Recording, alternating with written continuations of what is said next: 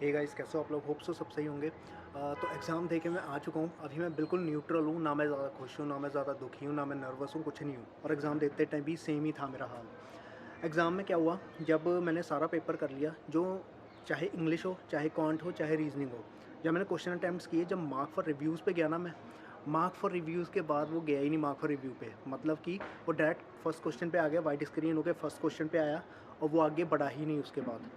ये सबसे बड़ा इशू मेरे को आया, मेरे अटेम्प्ट्स की वजह से 50 रह गए। ओवरऑल अटेम्प्ट्स जो है 50 हैं मेरे।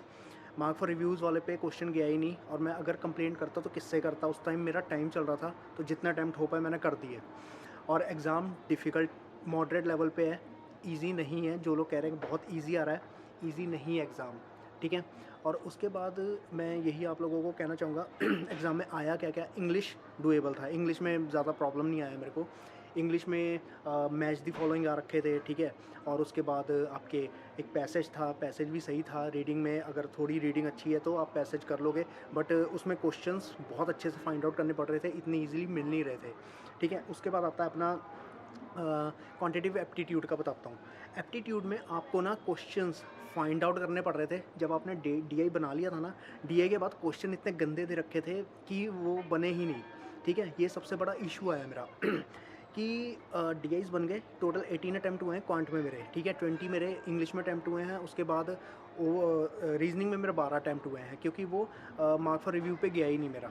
तो अगर ये आपके साथ इशू आया, प्लीज़ बता देना मेरे को, क्योंकि मेरे साथ तो आया है, ठीक है?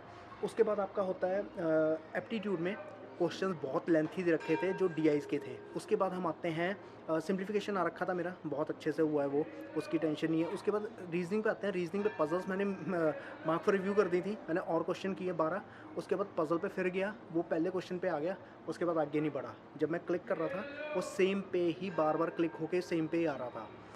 तो इसकी वजह से मेरे ओवरऑल पॉइंट 50 रहे हैं। तो यही मैं रिव्यू देना चाहूँगा। Thank you so much, bye, take care, love you all.